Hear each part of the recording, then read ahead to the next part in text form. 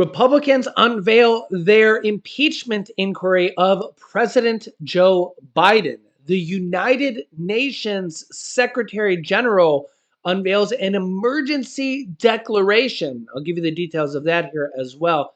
And President Joe Biden unveils almost $5 billion more of student loan forgiveness. All this and more in this video.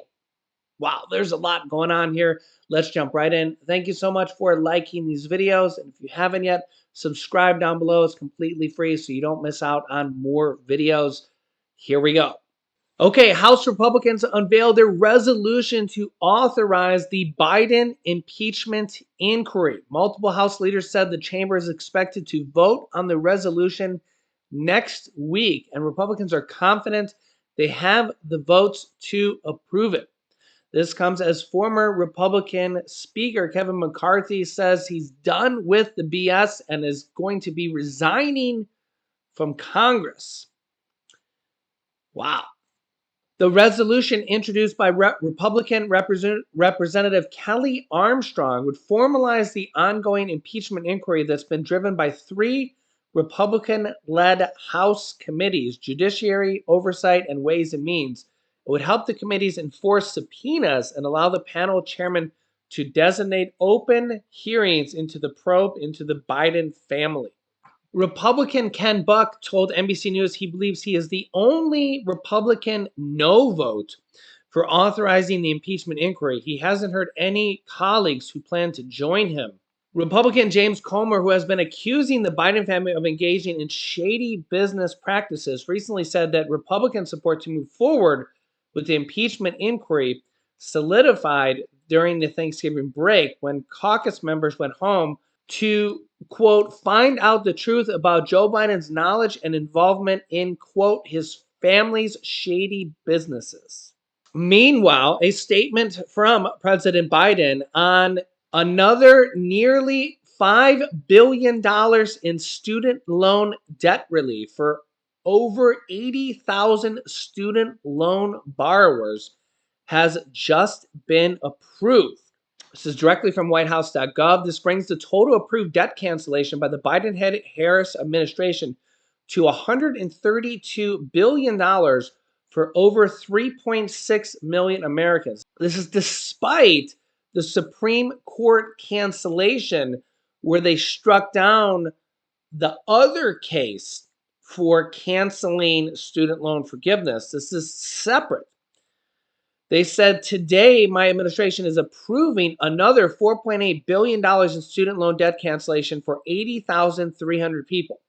This relief is thanks to my administration's efforts to fix the public service loan forgiveness.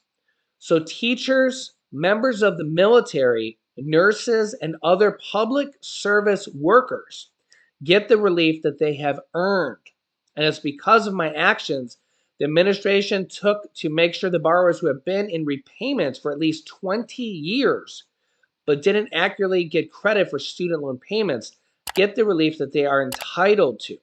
This brings the total debt cancellation my administration has approved to $132 billion for over 3.6 million Americans.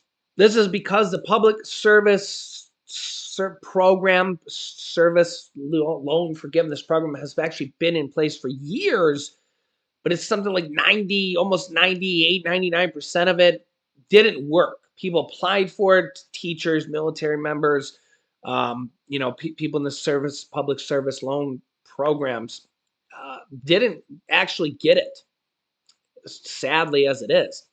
And this is how bad the government is with paperwork and stuff like this. They would apply, teachers, nurses, stuff like this, they would apply and not actually get it, even though they were entitled to it. And now they're actually going through and fixing this. So you can let me know your thoughts here in the comments. Saudi Arabia is urging U.S. restraint after the Houthis have attacked ships in the Red Seas and have shot rockets at U.S. warships as well. This is unbelievable to me. You can let me know your thoughts here as well. This also comes here as Vladimir Putin just arrived in Saudi Arabia, flanked by Russian fighter jets. And well, I think we all can kind of, realize here what's going on. Saudi Arabia may be siding with Vladimir Putin or trying to maybe protect him a little bit. Obviously, he's allies with Iran as well. Iran backing, the parties of interest there as well. The Houthis, who, from the south there, who have been shooting rockets at U.S. targets, at ships there in the south. Why would the U.S. have restrained, which, by the way, they have? U.S. Military bases there have been attacked over 75 times in the last 2 months or so, and over 150 times this year, have surely had too much restraint. Too much restraint. Biden and the U.S. military have actually had much criticism for only attacking back like 3 times, and their attacks actually haven't been too soft, attacking back at storage, military storage facilities, weapon storage facilities, and not striking back at the people who are actually doing these attacks at U.S. military bases and at warships. We need to actually do more to send messages that if you attack at warships and U.S. military bases where U.S. personnel are, that we're not going to allow this. And now Saudi Arabia is saying, oh, you need to have restraint. Please have restraint. I mean, after 150 attacks, how much restraint do you want? Please let me know your thoughts here in the comments. I mean, how many attacks are we going to wait for?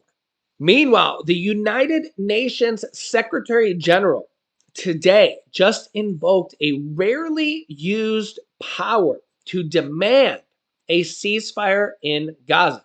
This is after they had a ceasefire, but then relations broke down, each side blaming each other. Israel blaming Hamas, Hamas blaming Israel. United Nations Secretary General Antonio Guterres told the United Nations Secretary Council that humanitarian systems are under threat of collapse amid the continuing violence. And he distributed a letter to members of the organization's Security Council calling for an immediate ceasefire between Israel and Hamas due to supposedly crumbling humanitarian resources. The Secretary General invoked a rarely used power of his office on Wednesday to publish a letter to the members of the Council expressing severe concern about the violence continuing to unfold in the Gaza Strip and increased inability to address the casualties, saying, quote, I am writing under Article 99 of the United Nations Charter to bring to the attention of the Security Council a matter in which, in my opinion, may aggravate existing threats to the maintenance of the international peace and security. We are facing a severe risk of collapse of the humanitarian system. The situation is fast deteriorating into a catastrophe of potentially irreversible implications for Palestinians as a while and for peace and security in the region. Such an outcome must be avoided at all costs. Funny, though, how they didn't make Vladimir Putin do this, though, in Ukraine. They didn't force Vladimir Putin to stop attacking in Ukraine, right? So let me know your thoughts in the comments. Thank you for liking these videos. And if you haven't yet, make sure to subscribe down below and share these videos if possible. Click here to see why your money may be affected before Christmas because what happened to banks across the country. Or click here to watch my newest video. Thanks, and I'll see you in the next video.